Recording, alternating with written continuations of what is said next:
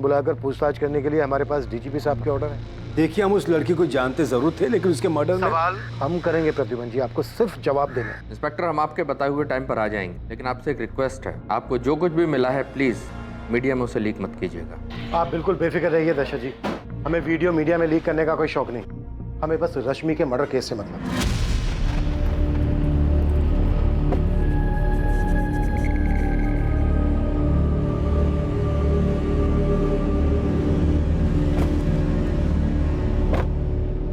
जो हम दोनों के हाथ नहीं लगा वो पुलिस के हाथ लग चुका है प्रद्युमन जी। कुछ करके मामला रफा दफा नहीं कर सकते? रफा दफा करने की कोशिश तो करेंगे ही, और वैसे भी किसको फर्क पड़ता उस रश्मि के मरने से। लेकिन आप अपने बेटे को समझाइए, जरूरत से ज्यादा ना बोल जाए कहीं कुछ। बेवकूफ है ऋषभ, समझ ही नहीं पा रहा कि ये लड़की उसके लायक थी ही नहीं। कैसे समझाए उसे? समझाना पड़ेगा प्रद्युमन जी, हर हाल में।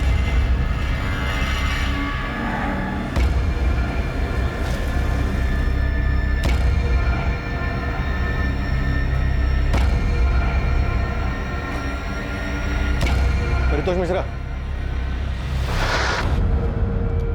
आपने रश्मि पांडे मर्डर के बारे में तो सुन ही लिया होगा। 3 साल पहले का किस्सा खुद निकाला होगा आप। अब आप हम तक पहुंचे हमसे ये पूछने के लिए कि क्या हमने रश्मि पांडे को मारा है या नहीं, राइट? तो बताइए, मारा है आपने रश्मि को? उसने खुद ही ने अपने मौत की दावत दी होगी। मौत के कुएं में खतरनाक खेल खेलने की फितरत थी उसकी। कैसे बताएंगे आप? ये हम कैसे बता सकते हैं? तो फिर तुम्हें कैसे पता चला कि रश्मि काला जादू करती थी? यूं ही हवा से खबर निकाला तुमने? दिखता था मैडम, वो कैसे क्लाइंट से डील करती थी, सब कुछ साफ साफ दिखता था।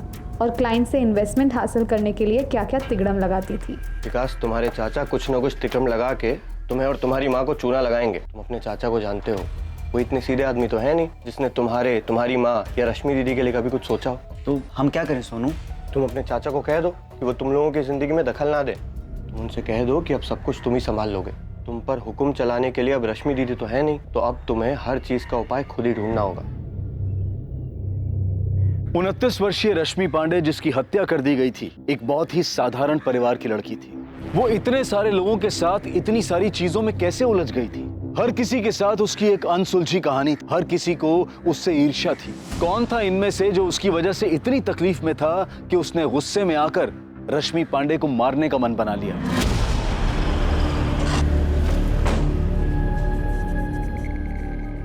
हमें वीडियो देखने की कोई जरूरत नहीं। हम जानते हैं हमारे पिता रश्मि किस हद तक जा सकते थे। तो फिर बताओ मुझे, क्या कर रही थी रश्मि, और क्या कर रहे थे तुम, और क्या कर रहे थे तुम्हारे फादर प्रद्युमन चौधरी, और क्या कर रहे थे उनके राइवल दशरथ लाल? रश्मि को समझने में हमसे भूल हो गई। बाकी लोगों की तरह उसने हमारा भी इस्तेमाल किया। पैसे चाहिए थे बस उसे। रश्मि, हमारे पास तुम्हारे लिए एक सरप्राइज है। हमें इसी का इंतजार था ऋषभ। तुम्हें पता नहीं कि हम कितने एक्साइटेड हैं।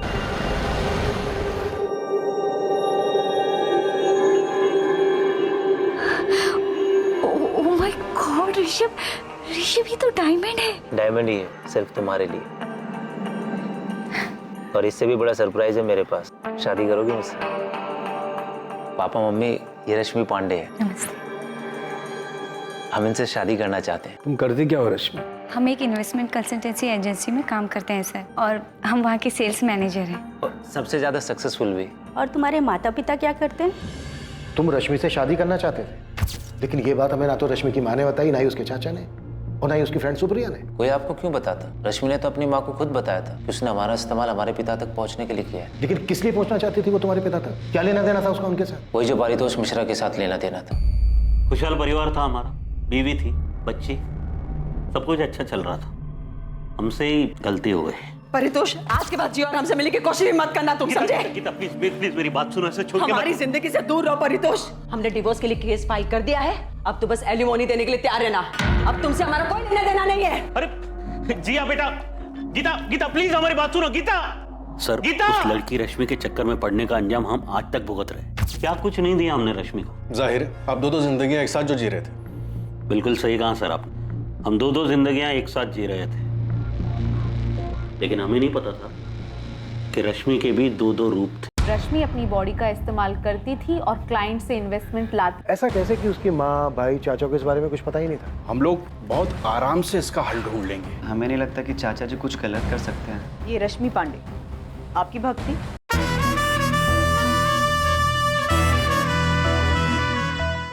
बिल्कुल सही कहा सर आप। हम दो जिंदगियां एक साथ जी रहे थे, लेकिन हमें नहीं पता था कि रश्मि के भी दो दो रूप थे। जब हम उसे पहली बार मिले थे, वो एक छोटी सी एजेंसी में एक इन्वेस्टमेंट कंसल्टेंट थी। उसके काम करने के जज्बे को देखकर हमने उन क्लाइंट्स को दिलवाने में उसकी मदद की जिनको हम अपने काम की वजह से जानते थे। हम उसके चुंगल में सिर्फ इसलिए नहीं फंसे क्योंकि हम उससे आकर्षित हुए, बल्कि उसने भी खुलकर अपने एहसास का इजहार किया।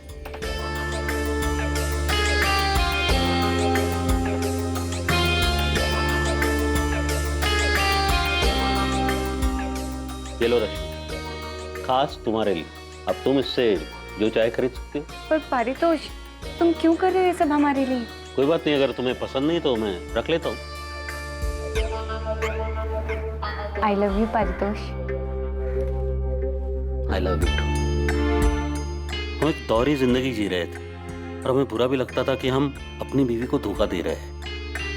एक तरफ हम एक अच्छा पति और अच्छे पिता की भूमिका निभा रहे थे और दूसरी तरफ एक प्रेमी, एक ऐसा व्यक्ति जो सपनों वाली जिंदगी जी रहा था।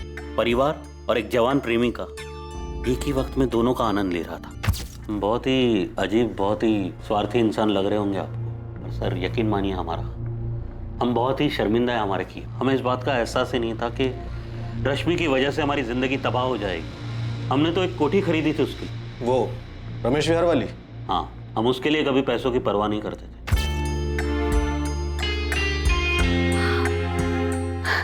ये घर हमारे लिए? सब कुछ तुम्हारे लिए रश्मि। ये घर तुम्हारे नाम होगा। सारे डॉक्यूमेंट्स रेडी है, तो बस दस्तखत करना। रियली? हम उसके प्यार में इस तरह बहक गए थे कि समझ ही नहीं पा रहे थे कि हम अपनी बीवी, अपनी बच्ची के साथ धोखा कर रहे थे। और उसी तरह रश्मि के दोहरे चेहरे को भी हम देख नहीं पाए। वो चेहरा जो ना कभी हमने पहले देखा था और ना ही जिसकी कभी कोई कल्पना कर सकता था। उसने आपको धोखा दिया? सिर्फ धोखा, बड़ा ही गंदा खेल खेला उसने हमारे साथ। रश्मि, हमने तुम्हें एक सिंपल सा सवाल पूछा है कि पूरा हफ्ता तुम कहाँ थे? हम तुम्हारी बीवी हैं, हमने तुमसे शादी की है। हम जानते तुम किसके साथ थे और कितने लोगों के साथ थी। हम उन सबको जानते हैं। और वो सब ये भी जानते हैं पारितोष कि तुम ऑलरेडी मैरिड हो। और ये सब कुछ हमने तुम्हें इसलिए नहीं दिया कि तुम हमें धोखा दे सको। हम किसी की जागीर नहीं है पारितोष, और ना ही हमने तुमसे शादी का वादा किया है। अभी यो भी गया यहाँ बंदा हो। अच्छा, तो तुम हमारी जासूसी भी करने लगे? ये रश्मि, हमारे घर में रह के हमारे साथ ही निकलो यहाँ से। Get out. शायद तुम भूल रहे हो पारितोष, ये घर हमारे नाम पर। तुम उसे हमारे नाम करोगी, वरना क्या एक्सपोज कर दोगे हमें? अभी के अभी इस घर से निकल जाओ और मेरी जिंदगी से भी। Get out from my life. Calm down Paritosh, सिर्फ 2 करोड़ रुपए। उसके बाद हम तुम्हारी जिंदगी में कभी नहीं आएंगे, प्रॉमिस। तुमने हमारा यूज किया रश्मि, लेकिन हम यूज एंड थ्रो करने वाली चीज नहीं है, समझे? अगर हम तुम्हें बना सकते हैं ना, तो तुम्हें पूरी तरह बर्बाद भी कर सकते हैं हम।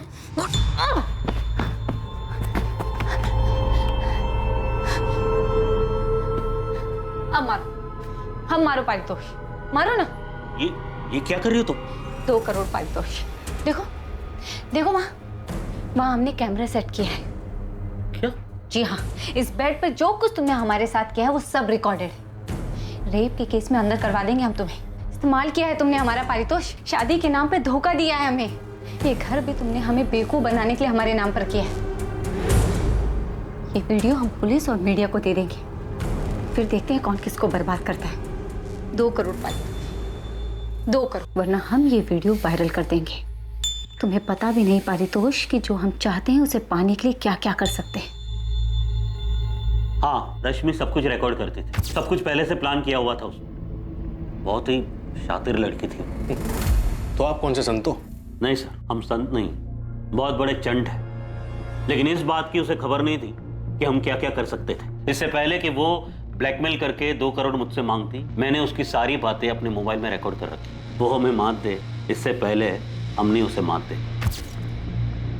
रश्मि, तुम हमें इस तरह ब्लैकमेल नहीं कर सकती। अगर तुम चाहते हो कि हम तुम्हें ब्लैकमेल ना करें तो पारितोष 2 करोड़ दे दो। तुम्हारे पास कल तक का टाइम है। अगर कल तक 2 करोड़ नहीं दिए तो हम तुम्हारे खिलाफ रेप केस कर देंगे और मीडिया को फुटेज दे देंगे। सरासर ब्लैकमेल है रश्मि। ये तो तुमको करना ही पड़ेगा। तुम हमें 2 करोड़ दो और हम दोबारा तुम्हारी जिंदगी में कभी नहीं आए। किस आधार पर आपने हमें गिरफ्तार किया सर? उस आदमी ने हमारा इस्तेमाल किया, शादी के नाम पर झूठा वादा करके फिजिकल रिलेशन बनाए, धोखा दिया हमें, और उस पारितोष के खिलाफ रेप केस दर्ज करने के बजाय आप हमें पूछताछ के लिए लेकर आए। तुम्हारे ब्लैकमेल के सारे कॉल रिकॉर्डिंग पारितोष के पास है। तुम्हें क्या लगा था अपने वीडियो की रिकॉर्डिंग के जरिए उसे फंसा दोगे, लेकिन उसे धमकाने और ब्लैकमेल के जुर्म में तुम गिरफ्तार हो। क्या बकवास है ये? गलत किया उसने हमारे साथ। हम पारितोष के खिलाफ रेप का केस फाइल करेंगे। सर कहाँ जा रहे हो? सर सुनिए तो, सर हम उसे कोर्ट तक घसीट कर लेकर आएंगे, उसकी वीडियो वायरल कर देंगे, उसकी मदद करने और हमारे साथ जबरदस्ती करने के लिए हम आपके खिलाफ भी केस दर्ज करेंगे। रश्मि ने जो किया हमारे साथ, उससे हमारी जिंदगी, हमारा परिवार, सब कुछ तबाह हो गया। 7 अक्टूबर की रात को आप कहाँ थे? घर पर थे, अकेले शराब पी रहे थे, जो रोज पीते हैं हम ऑफिस से आने के बाद। हमारी बात मानिए सर, वो बहुत ही शातिर थी और हम यकीन के साथ कह सकते हैं कि उसको उसी की तरह किसी ने बड़े शातिर अंदाज में फंसाकर मार डाला हो। बहुत ही चालाक समझती थी खुद को, ओवर कॉन्फिडेंट। यही उसकी सबसे बड़ी गलती थी। रश्मि से प्यार करते थे, लेकिन जब हमें पता चला वो हर चीज में हेरा फेरी करती है, उसकी नजर में रिश्तों की कोई अहमियत नहीं थी, तब हमने रिश्ता तोड़ दिया। ये हमें बहुत जल्द पता चल जाएगा कि तुम्हारा ये दर्द था या गुस्सा जिसकी वजह से तुमने रश्मि का मर्डर कर दिया। रश्मि की हत्या से पहले उसके फोन की लास्ट लोकेशन VIP एन्क्लेव थी। VIP एन्क्लेव, जहां पर तुम्हारा घर है और तुम्हारे पिता के राइवल दशरथ लाल का। जब हमें पता चला कि उसके संबंध हमारे पिता के साथ थे, हम उसे बुरी तरह चोट पहुंचाना चाहते थे, लेकिन हमें कभी समझ में नहीं आया कि रश्मि अपनी जिंदगी के साथ चाहती क्या थी। पता नहीं हम उसके पीछे पड़कर अपनी जिंदगी क्यों खराब कर रहे थे। रश्मि 3 महीने के लिए एक्सटॉर्शन के केस में जेल गई थी। इधर ऋषभ के साथ शादी करने वाली और उधर ऋषभ के फादर प्रद्युमन और प्रद्युमन के राइवल दशरथ लाल के साथ अलग ही गुल खिला रही थी। और उससे पहले परितोष मिश्रा के साथ। ऐसा कैसे कि उसकी माँ, भाई, चाचा को इस बारे में कुछ पता ही नहीं था? क्या ये मुमकिन हो सकता है? कल्याणी, हमने विकास से बात कर ली है। हम लोग बहुत आराम से इसका हल ढूंढ लेंगे। अगर रश्मि ने मनोज और भरत के साथ में कोई धोखाधड़ी की है, वो भी हम संभाल लेंगे। तुम बेफिक्र रहो। क्या रश्मि पांडे की हत्या का मकसद उसका इस तरह लोगों से पैसे हथियाने को रोकना था, या किसी को रश्मि के काम करने के तौर तरीकों से जलन थी जो उनकी कामयाबी के रास्ते का कांटा बन रहे थे? रश्मि एक खतरनाक खेल खेल रही थी। आखिर वो कौन था जिसके रास्ते की रुकावट बन गई थी रश्मि? हम इस बात से इनकार नहीं करें कि रश्मि हमें परेशान कर रही, और हमने ये बात कभी छुपाई भी नहीं। वीरेंद्र सर से कई बार हमने इस बारे में बात। मैम, हम ये भी जानते हैं कि रश्मि ब्लैकमेलिंग के केस में एक बार अंदर जा चुकी, और हमें इस बात पे पूरा भरोसा है कि रश्मि अपनी बॉडी का इस्तेमाल करती थी और क्लाइंट से इन्वेस्टमेंट लाती थी, सारे बड़े बड़े क्लाइंट। लेकिन वो क्लाइंट्स रश्मि के लिए सिर्फ क्लाइंट्स नहीं थे, कुछ और भी थे।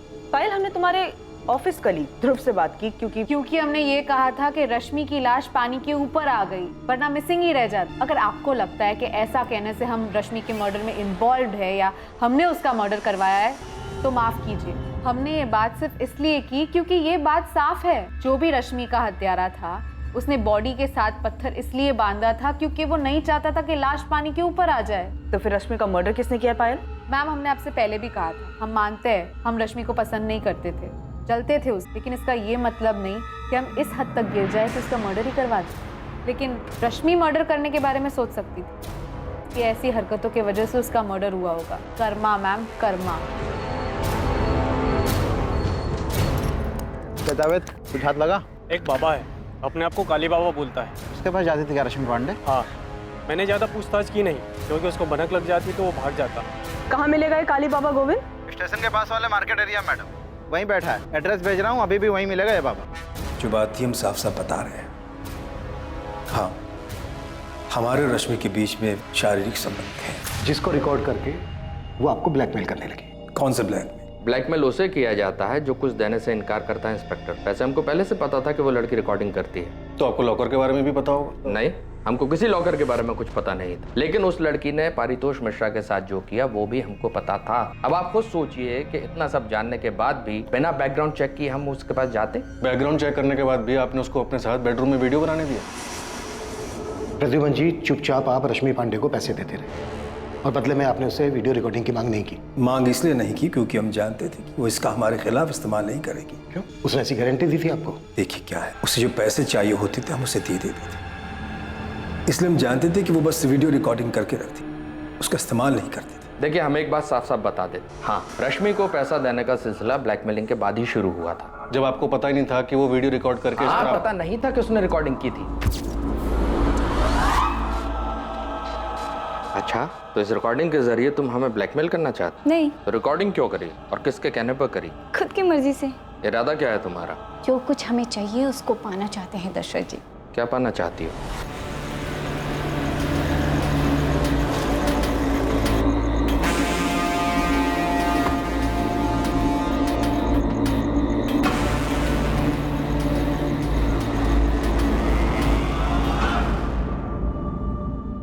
क्या प्रद्युम्न ने इस लड़की के साथ मिलकर हमारे खिलाफ चाल चली है? हमें एक दिन भी नहीं लगा ये पता करने में कि प्रद्युम्न ही है जो रश्मि को हमारे खिलाफ इस्तेमाल कर रहा है। और वो आप दोनों के लिए सरदर्द बन गई, राइट? बेवकूफ़ है हमारा बेटा। उस लड़की के बारे में कुछ जाने बगैर ही उसने उसे डायमंड रिंग दे दी। पर हमें रश्मि के बारे में पता करने में जरा सा भी वक्त, वो किस तरह की लड़की, उसका पास क्या है। हम उसके पास सिर्फ इसलिए गए थे ताकि जान सके कि उसका इरादा क्या है। और उसने बस ऐसे ही आपकी वीडियो बना ली। तुम मेरे बेटे के पीछे क्यों पड़ी? जाहिर है उसे शादी तो करना चाहती नहीं। तो और क्या हो सकता है सर? क्या ऋषभ को पता है कि तुम एक्सटॉर्शन के केस में कई महीने जेल में बिता चुके हो? अभी बात तुम ऋषभ को बताओगी या हमें बताना पड़ेगा? तो आप यही चाहते हैं ना कि हम आपके बेटे को छोड़ दें? स्मार्ट हो रश्मि और जल्दी समझ। बिल्कुल सही कहा आप। ऋषभ हमसे प्यार करता है, लेकिन हम ऋषभ से शादी करना चाहते हैं। यहाँ बिल्कुल गलत है।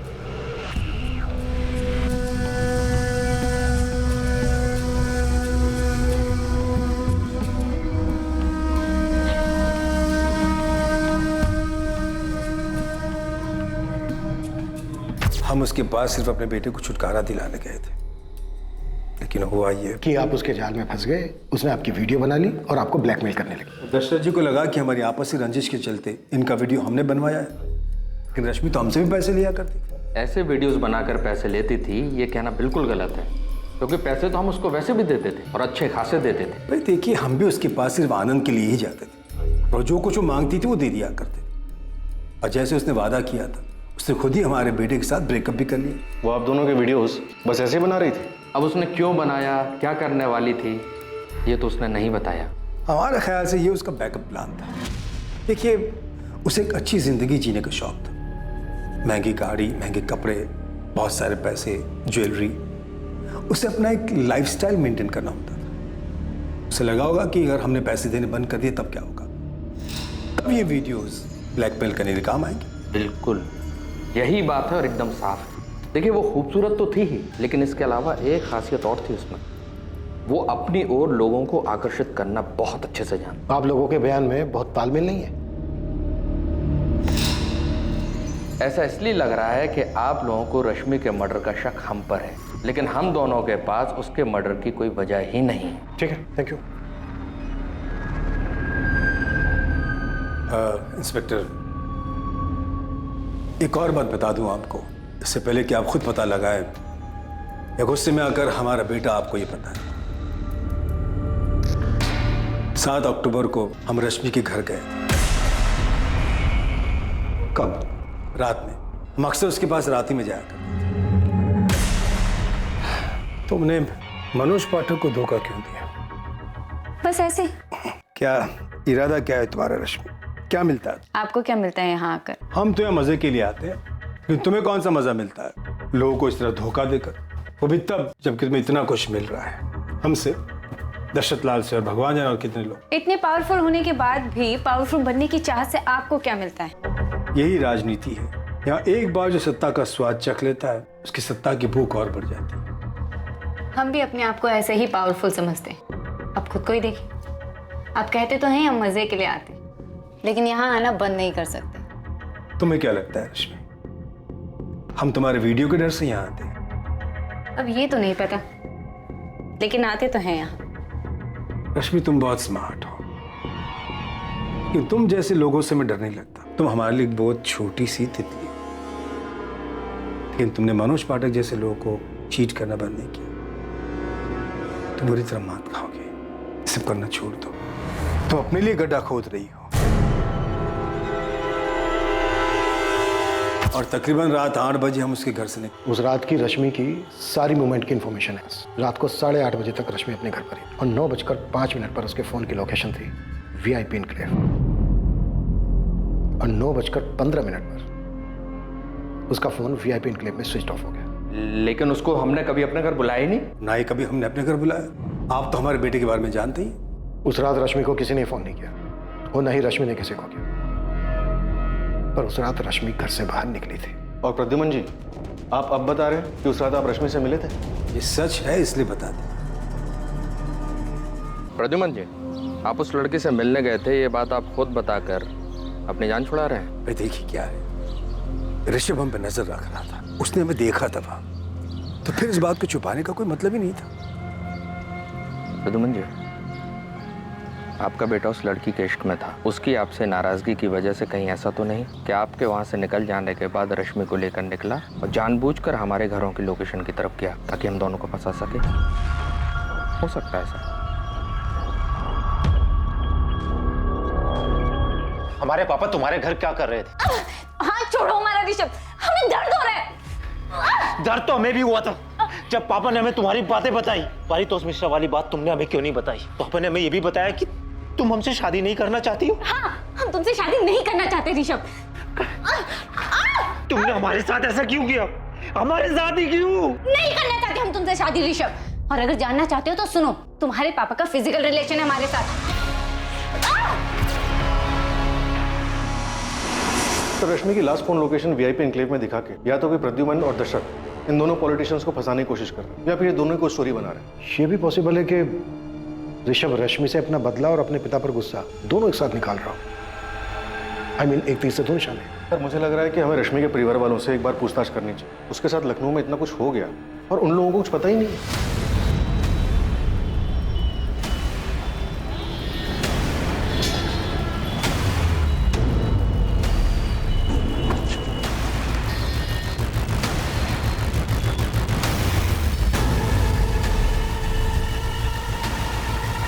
जी, हमें ही लोग काली बाबा के नाम से जानते हैं।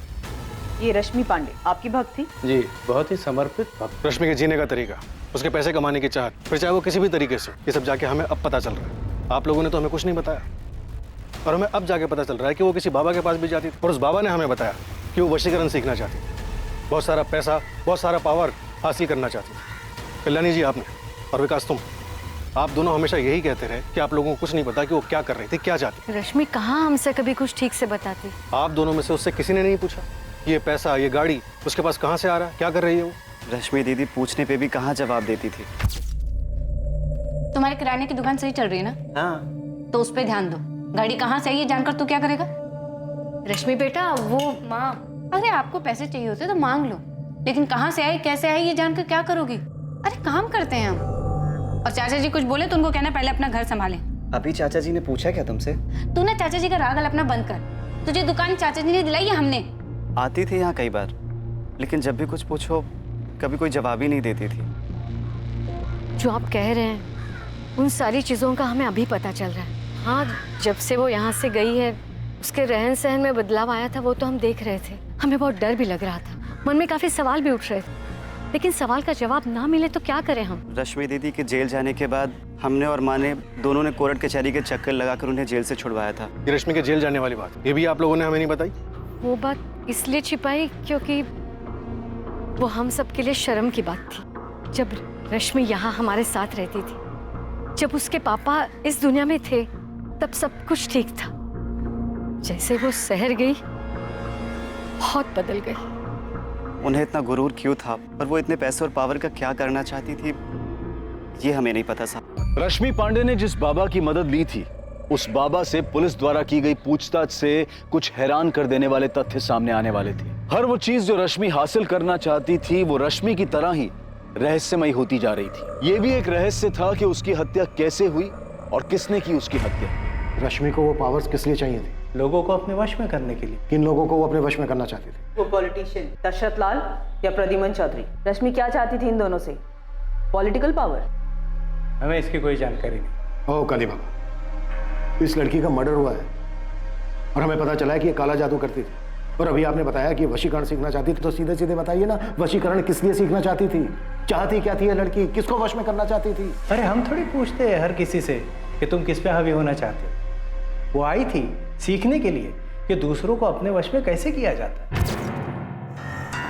वो कई महीनों तक इस विद्या को सीखने के लिए आई और हमने उसे सिखाया भी।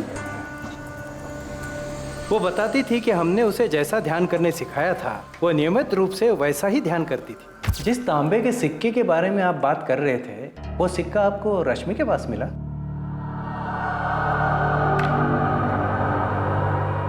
ये वो सिक्का? ये यही है, हमने ही दिया था उसे। और ये विद्या सिखाने की हमने गुरु दक्षिणा भी ली थी। कितने पैसे लिए थे? 3 लाख। तो लोगों को अपने वश में करने के लिए, वशीकरण के इस ढोंग को सीखने के लिए रश्मि ने आपको 3 लाख रुपए दिए। इसे ढोंग मत कहिए, आपकी नजर में ढोंग होगा पर शक्तियां होती है। अब आप खुद ही देख लीजिए, रश्मि के कत्ल की आप छानबीन कर रहे हैं लेकिन किसी नतीजे पे नहीं पहुंचे। आपको ऐसा नहीं लगता कि कोई व्यक्ति अपनी शक्तियों द्वारा आपको गोल गोल घुमा रहा है? ओ बाबा बस। और ये मेंढक भी इसी नौटंकी का सामान था? आप गलत कह रहे हैं। बाबा मैं जितना पूछ रहा हूं ना, सिर्फ उतना जवाब दो। ये मेरा नहीं है, ये चाइनीज माल है। चाइनीज बाबा? चाइनीज बाबा नहीं, चाइनीज माल। तो ये मेंढक आया कहां से उसके पास? हमें क्या पता, उसने हमसे ही थोड़ी संपर्क किया होगा, और भी बाबाओं से संपर्क किया होगा। उसे किसी भी परिस्थिति में वशीकरण सीखना था। पर सीखनी किस लिए थी? हमें नहीं पता साहब। हमने उसे वशीकरण की कुछ विद्या सिखाई थी। वो किस पे उसका प्रयोग करना चाहती थी, वो किसे अपने वश में करना चाहती थी, वो किस पे हावी होना चाहती थी, हमें नहीं पता। सुप्रिया, तुम रश्मि की इकलौती दोस्त थी जो हमेशा उसके साथ थी।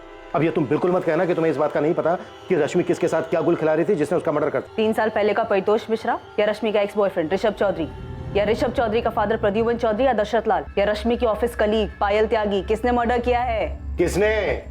इनमें से कौन है सुप्रिया जिसने मारा रश्मि को और उसके बाद उसकी लाश को संपत नहर में ले जाकर फेंक दिया? हमें नहीं पता सर, रश्मि ने हमें कभी नहीं बताया कि वो किसके साथ जाती थी। ऋषभ के अलावा कोई और भी है जिसके साथ वो जा सकती थी? देखो सुप्रिया, तुम पहले दिन से हमसे कुछ ना कुछ छुपा रही। तुमने पहले भी हमें ऋषभ के बारे में नहीं बताया। किसका डर है तुम्हें?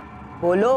क्या ऋषभ अपने फादर को फंसाने के लिए ऐसा कर सकता है? क्योंकि रश्मि के फोन की लास्ट लोकेशन वीआईपी इनक्लेव है, वीआईपी इनक्लेव जहाँ ऋषभ का घर है। सर ऋषभ रश्मि का मर्डर नहीं कर सकता, इतना तो मैं जानती हूँ। सर वो उससे बहुत प्यार करता था। हाँ वो रश्मि से दुखी था क्योंकि उसने उसे धोखा दिया था, लेकिन सर वो इस बात से भी दुखी था कि उसके पापा ने। सर ऋषभ रश्मि का मर्डर नहीं कर सकता। तो फिर किसने मारा है रश्मि को? सर, रश्मि के माँ, भाई और चाचा, सबसे बात, सबके बीच में लगता सांठ-गांठ हो रहा है। सब एक ही राग अलाप रहे। किसी को रश्मि के बारे में कुछ नहीं पता। सुप्रिया, रश्मि अपने परिवार वालों का जिक्र करती थी तुमसे? हाँ सर, कभी कभी जिक्र करती थी जब वो बालापुर जाती थी अपने माँ और भाई से मिलने। और अपने चाचा के बारे में? नहीं, चाचा के बारे में मैं कुछ नहीं जानती।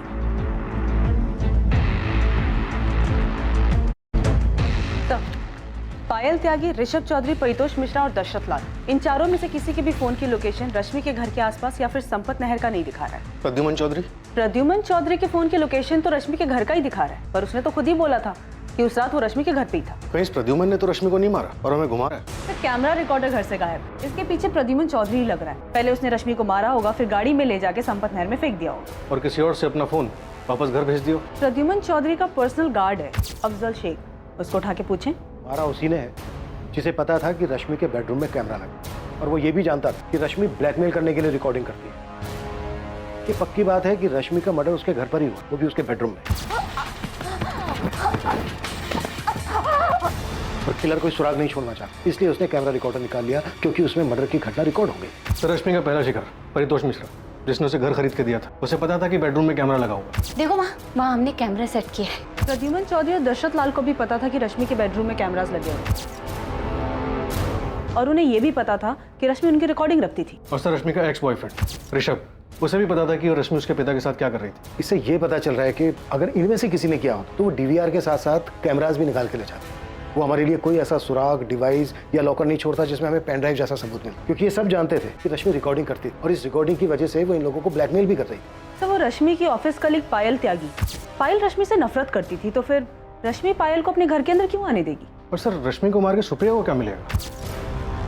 बिल्कुल ठीक, तो रश्मि के बनने से किसको फायदा होगा? ये कोई ना कोई रश्मि के परिवार वाला ही है, और अब तक हम दूर के लोगों के बारे में सोच रहे हैं।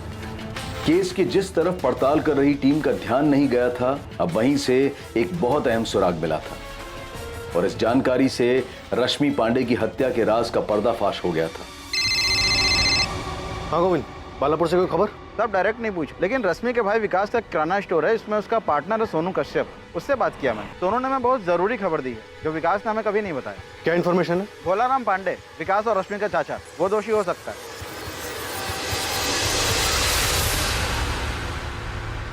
हमें यहाँ इस तरह से लेकर क्यों आए हैं? बैठो भोलाराम, बैठो। नहीं, पहले आप बताइए कि बात क्या है। आपके लोग ऐसे ही आए और उठाकर यहाँ ले आए? भोलाराम, आपने विकास से कहा था कि आप रश्मि के पैसे और उसकी लखनऊ वाली कोठी का अच्छा सौदा करवा कर सब कुछ सेटल कर दो। बड़े आराम से वहाँ विकास को अपने लपेटे में ले रहे थे तुम। लपेटे में?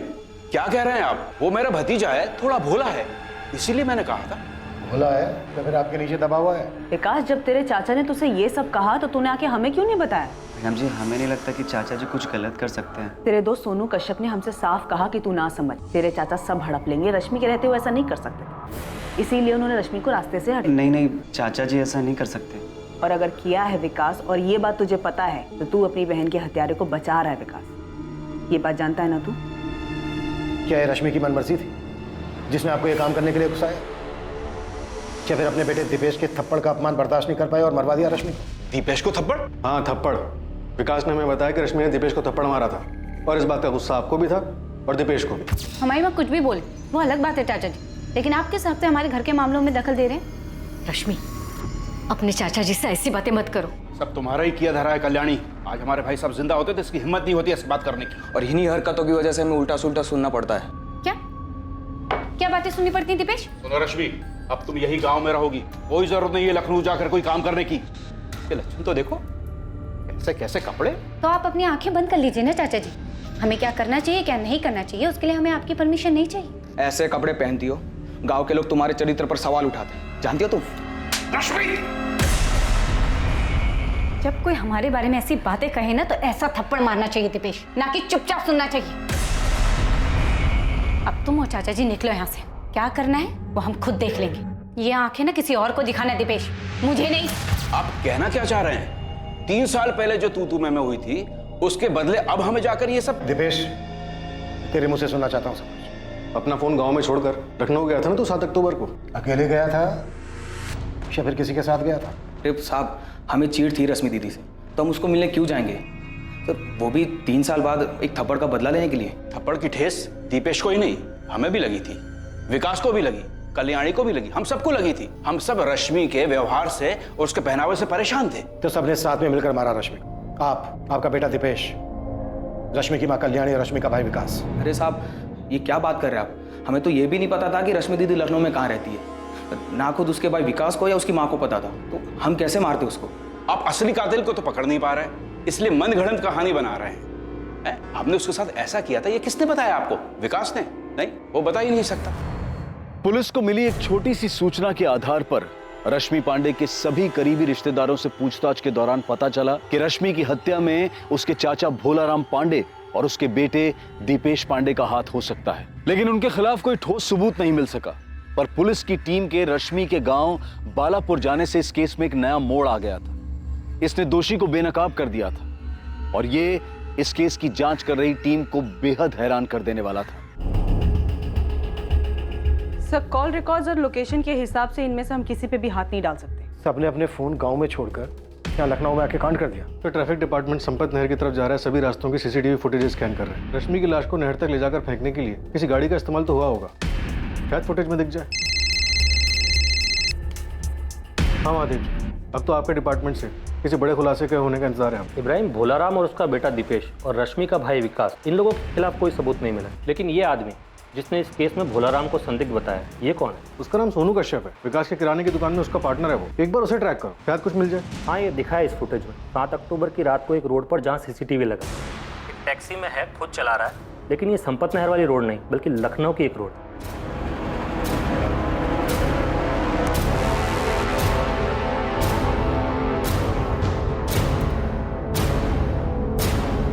ये तो सोनू ही है और उसने हमें बताया था कि भोलाराम ही दोषी है। नहीं सर, मैंने क्रॉस चेक किया। 7 अक्टूबर की रात को सोनू के फोन की लोकेशन उसके गांव बालापुर की ही है। मतलब ये सोनू हमें घुमा रहा है।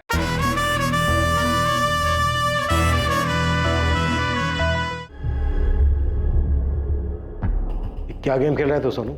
लखनऊ में 7 अक्टूबर को तो दिखा है तू। और तो सब कुछ भोलाराम पांडे और उसके बेटे दीपेश पे डाल रहा है। देख बेटा, जब पड़ेगी ना तो बर्दाश्त नहीं कर पाएगा तो। तेरी शक्ल बता रही है कि एक ही थप्पड़ काफी होगा तेरे लिए।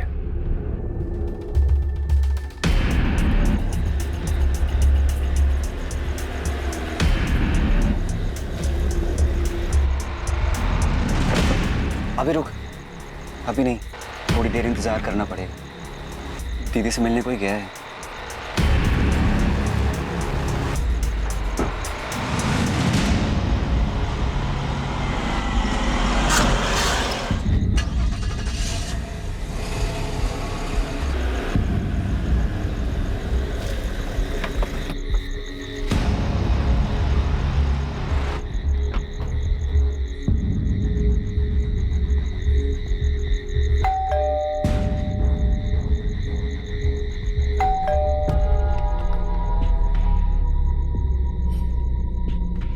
विकास, तू यहाँ? वो कुछ काम था दीदी। कैसा काम? वो कुछ पैसे चाहिए थे।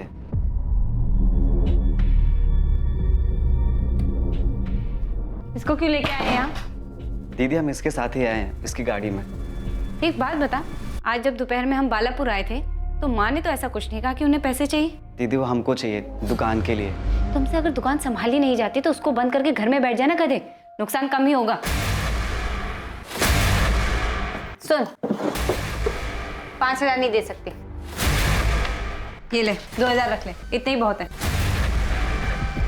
तू जो चाहे वो करेगी, बिना बताए घर बेचेगी, दूसरों को ठग के पैसे लूटेगी, और हमें 5,000 रुपए चाहिए तो सिर्फ 2,000 रुपए देगी। पैसे रखने तो रख, वरना निकल यहाँ से। वैसे तेरी औकात इतने की भी नहीं, फिर भी दे रहे हैं ना। अरे टिकट टिकट क्या करे तू? टिकट तोड़, तोड़ो हमें। बहुत हो गया दीदी, तुमने हमारी बहुत औकात दिखा ली। अब हम तुम्हें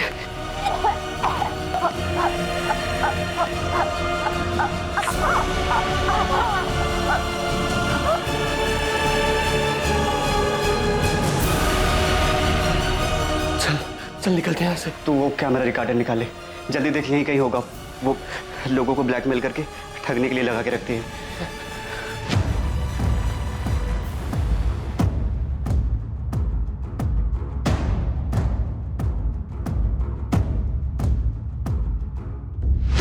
हमें पता था कि लखनऊ के रास्ते पर सीसीटीवी हो सकते हैं, इसीलिए विकास पीछे वाली सीट पर छुप गया। हम जानते थे कि सिर्फ हमें देखकर किसी को शक नहीं होगा कि इस हत्या में कौन कौन शामिल था। हमें लगा था पत्थर के वजन की वजह से रश्मि की बॉडी कभी पानी के ऊपर नहीं आएगी। भोलाराम भी शामिल था इस साजिश में? था या नहीं? नहीं, विकास ही अपनी बहन को मारना चाहता था। रश्मि पांडे के छोटे भाई विकास पांडे का नाम इस हत्याकांड में सामने आया था, लेकिन और भी चौंका देने वाली सच्चाई सामने आने वाली थी। हाँ, हमें पता था कि विकास ने ही रश्मि की हत्या की थी। उसने हमें उसी रात बता दिया था जिस रात रश्मि की हत्या करने के बाद उसकी लाश को वो नहर में फेंक के आया था।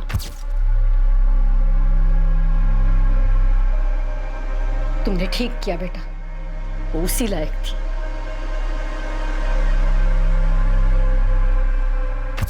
हमारे बेटे ने जिसकी हत्या की वो रश्मि अब वो थी ही नहीं जिसे हमने जन्म दिया था, पाल पोस के बड़ा किया था। बहुत झेल चुके थे उसको, बहुत बातें सुन चुके थे उसकी। माना कि वो गलत थी, पर क्या तब भी उसकी हत्या करना सही था? आपके लिए कहना आसान होगा साहब, लेकिन उसने जो किया उसकी हरकतों को भुगतना हमारे लिए आसान नहीं था। चाचा जी और मुझे गाँव वालों के ताने सुनने पड़ते थे कि तुम्हारी दीदी ऐसी है, उसने ये किया। पर क्या कभी उसने तुम्हें कोई नुकसान पहुंचाया था? हाँ, नुकसान किया। वैसे उसको हमारी कुछ नहीं पड़ी थी, लेकिन जब खुद को जरूरत पड़ती थी तो हमें याद आते थे, और जब भी वो घर आती सबके साथ बहुत बुरा व्यवहार करती थी। चाचा जी, मैं, दीपेश, सबको बहुत खरी खोटी सुनाती थी। खुद तो सारे गलत काम करती थी, लेकिन हमें नाकारा, ढक्कन ये सब बुलाती थी। बोलती थी हम किसी काम के ही नहीं है, जो मुंह में आता था वो सब कुछ हमें बोल देती थी। सारी हदें पार कर चुकी थी और हमने उसे उसके किए की ही सजा दी। तुम कौन होते हो किसी को सजा देने वाले? तुम सिर्फ एक हत्यारे हो जिसने रश्मि की हत्या की, और तुम्हारे साथ वो तुम्हारा पार्टनर सोनू और तुम्हारी माँ भी हत्यारे ही हैं। हाँ, हम हैं गुनहगार। रश्मि की हरकतों की सजा हम हर दिन भुगत रहे थे। कम से कम उसकी मनमानी से छुटकारा तो मिल गया। और हमें जिस चीज़ से आज़ादी चाहिए थी वो हमें मिल गई। रश्मि पांडे का भाई विकास पांडे, उसके पार्टनर सोनू कश्यप और रश्मि की मां कल्याणी पांडे को इस हत्या के लिए हिरासत में ले लिया गया। इस पूरी कहानी में किसके साथ धोखा हुआ? कोई इंसान कुछ भी पाने के लिए लोगों को धोखा दे सकता है। अपने स्वार्थ और कुछ भी पाने की जिद में वो अपने किसी भी गलत कदम को सही ठहरा सकता है, लेकिन ऐसा करके कोई इंसान कहां तक पहुंच सकता है? रश्मि की हत्या को उसके बुरे कर्मों की सजा बताकर इस अपराध को उचित नहीं ठहराया जा सकता। ये अपराध ही है। झूठ और फरेब इंसान को एक बहुत ही खतरनाक रास्ते पर ले जाता है, जहां वो सिर्फ अपने बारे में सोचता है और दूसरों के साथ वो कितना गलत करता है इस बात का उसे कोई फर्क नहीं पड़ता।